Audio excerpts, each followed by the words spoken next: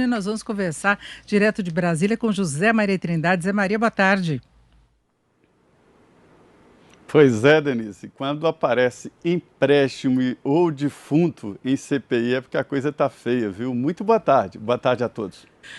Faltam respostas, faltam esclarecimentos, tem muita justificativa aí de doença, sempre se tenta sair pela lateral, mas é complicado, não é? Ele permanece em silêncio quando a situação aperta um pouquinho, mas faltam esclarecimentos, né, Zé Maria?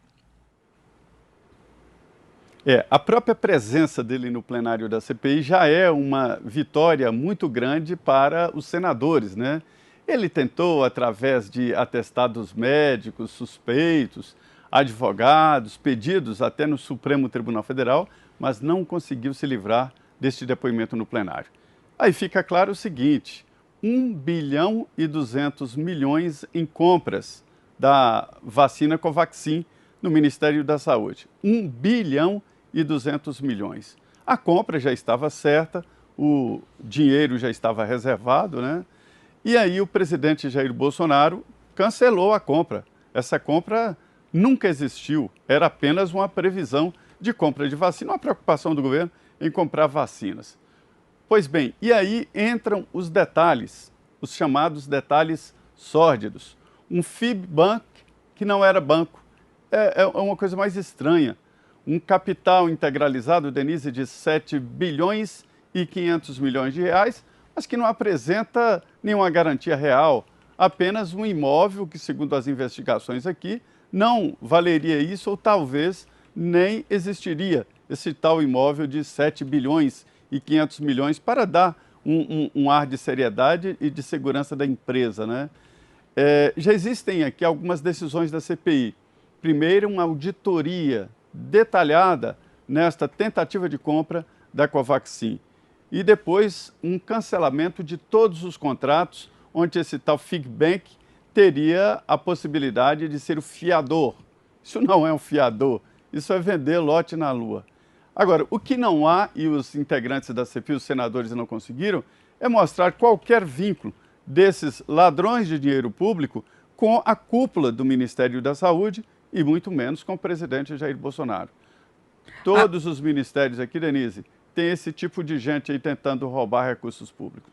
Nós tivemos um envolvimento em algumas dessas negociações de ex-funcionários do Ministério da Saúde, atuais funcionários, colaboradores, não é? E uma posição que ainda terá de ser esclarecida, porque a gente sabe que existe isso mesmo, né? Aqueles que tentam ganhar por fora, aproveitam a oportunidade, a pandemia facilitou a liberação de recursos, era uma situação urgente. Agora, tem uma proximidade política também em alguns casos que tem de ser esclarecida. Essa questão, por exemplo, de Marcos Tolentino ter acompanhado o Ricardo Barros, né? Um amigo passa com você, se encontra e fala, olha, eu vou dar um pulo lá na CPI, eu vou junto. Então, tem algumas coisas a serem esclarecidas, né? Do porquê disso acontecer, tem denúncias políticas, aquela questão do deputado Luiz Miranda, vamos ver o que vai sair no relatório final, independentemente do que se tenha de acusação contra o presidente Bolsonaro, mas todos esses esquemas que poderiam ter dado certo se não tivesse vazado informações, se não tivesse sido alvo de investigações, inclusive da polícia, não é? É o que eu digo. A corrupção é como unha, tem que cortar sempre. Esta proximidade desse advogado aí que tem poderes amplos sobre uma empresa de 7 bilhões, que ele diz que não é dono, com o líder do governo na Câmara, o deputado Ricardo Barros, tem que ser investigada. E acho, inclusive, que o governo tem que tomar uma providência, está desgastando o presidente, o governo, este cargo, que não é uma preferência do presidente Jair Bolsonaro, mas uma das injunções políticas aí do PTB, aliás, do PP. O PP sempre foi muito próximo ali do Ministério da Saúde, né? Então é mais um pedido exatamente do partido para a indicação dele líder. O governo tem que decidir sobre a liderança na Câmara dos Deputados e abrir, é isso mesmo, a transparência. Quem roubou, que seja demitido e levado às barras da justiça. Inclusive Ricardo Barros continua sob investigação também em outros processos e a própria CPI o coloca como alvo também das investigações, não é? Ele terá de prestar mais esclarecimentos e, como você colocou, qualquer ligação com o governo cria uma interrogação aí que é ruim do ponto de vista do posicionamento do governo mesmo, né? Sim, é desgaste, isso gera, sim, desgastes. É o objetivo desta CPI. Esta é uma CPI política, um palanque político, e é preciso dar explicações. A novidade aqui desta comissão parlamentar é que já está nos últimos dias, viu? A indicação é que ali para o dia 22, o relatório final do senador Renan Calheiros já esteja apresentado, a não ser que apareça uma grande novidade aí. Esta é a tendência e a CPI deve mesmo acabar neste mês. Ele tem mais tempo para funcionar, mas deve acabar neste mês esta comissão parlamentar de inquérito. Agora, Zé Maria, em relação ao ambiente político, a gente vê uma certa tranquilidade aí desde o começo da semana. Você acha que é possível nós prosseguirmos assim? Claro que tem alguns enroscos ainda, algumas coisas mal esclarecidas, mas você vê um ambiente melhor aí de Brasília? Muito melhor. A definição do processo político vem através de horizontes, né? Como todo mundo, o movimento político, a economia, tudo isso depende de horizontes. A equipe econômica do governo está tentando colocar no Congresso a chamada pauta positiva. Votar a reforma administrativa, que é um bom indicativo para o governo, né? E alguns projetos na área econômica, exatamente para dar esta tranquilidade ali no Congresso Nacional e continuar nesta linha. A gente sabe aqui que a equipe econômica teve uma grande participação nesta decisão do presidente de assinar a carta que acalmou o país. Até os juros ficaram mais baixos, projeção futura, né?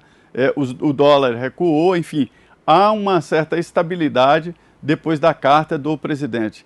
E agora vem esse jantar do presidente Michel Temer, né, Denise? Exatamente para dar uma mexida na economia e dar uma mexida na vida política do país. Seria Michel Temer um candidato ao Biden brasileiro? Olha, estão dizendo aqui que sim, ele não nega e nem confirma. ele anda gostando de aparecer, ele voltou às redes sociais aí com muita força, dando entrevistas, ele está muito exposto e na época que ele era presidente, antes de todo aquele escândalo com Joesley, se falava da possibilidade dele se candidatar, né? Que ele era vice, Dilma sofreu impeachment, ele prosseguiu e ele tinha uma tendência reformista, o governo estava vindo bem, né, Zé Maria? A gente precisa reconhecer esse aspecto de gestão da economia, ele que plantou a ideia da reforma da Previdência, ele que fez a reforma trabalhista, ele tinha muitos planos em relação à privatização, foi o primeiro ensaio de uma política econômica liberal. Olha, o então presidente Michel Temer tinha tudo para aprovar lá atrás a reforma da Previdência.